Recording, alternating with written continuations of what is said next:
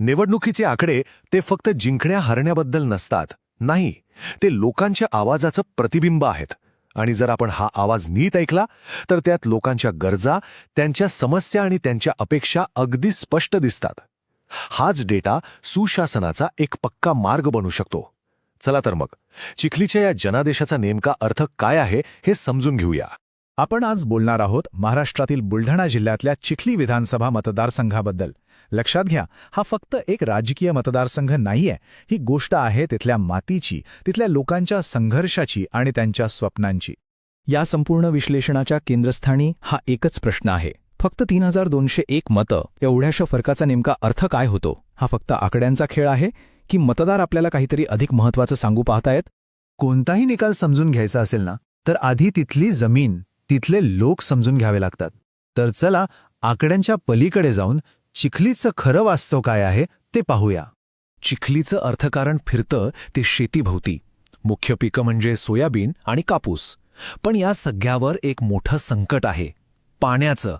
आणि हे संकट इतकं गंभीर आहे की पिण्यापासून ते शेतीपर्यंत प्रत्येक गोष्टीवर त्याचा परिणाम होतो. ही इथल्या लोकांच्या रोजच्या जगण्यातली सगळ्यात मोठी लढाई आहे. आता ही आकडेवारी बघा. ती आपल्याला मतदारसंघाचं सामाजिक समीकरण दाखवते.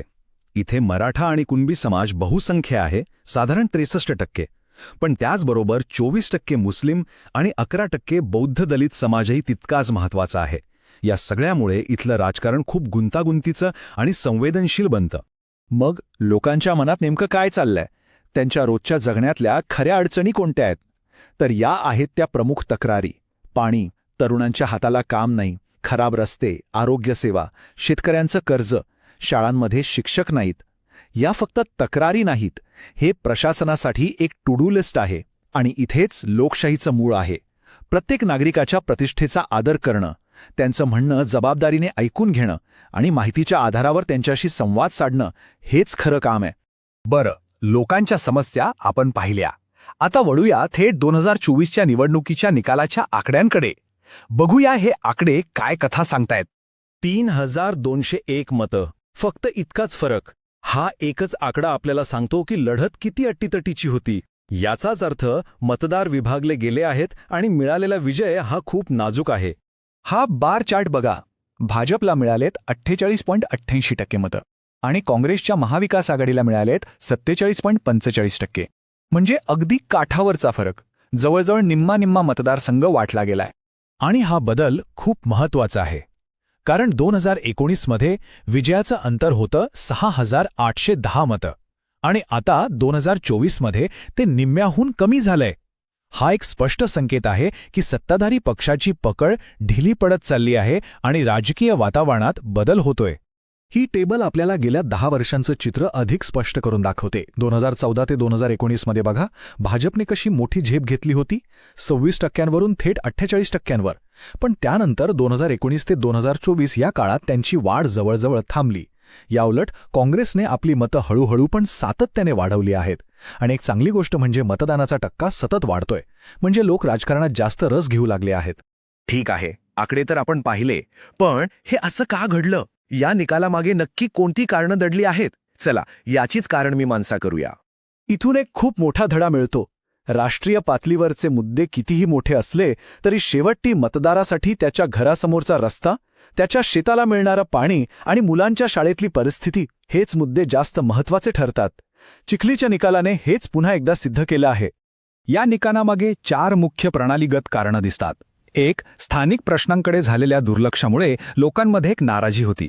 2. जे आव्हान देत होते त्यांचं गाव पातळीवरचं संघटन थोडं कमी पडलं. 3. आघाडी म्हणून जेवढा समन्वय व्हायला हवा होता त्यात अजून वाव होता. आणि 4. उमेदवाराच्या वैयक्तिक प्रतिमेवर काही कायदेशीर प्रकरणामुळे परिणाम झाला. बरं, हे झालं विश्लेषण. पण याचा उपयोग काय? फक्त काय चुकलं हे सांगणं पुरेसं नाही. या डेटामधून पुढे काय करायचं, याचा एक मार्ग कसा काढता येईल, एक आराखडा कसा बनवता येईल, ते आता पाहूया. ही बघा, विश्वास परत मिळवण्यासाठी एक 90 दिवसांची शिस्तबद्ध योजना. हे एक मॉडेल आहे. यात प्रत्येक टप्प्याचं नियोजन आहे.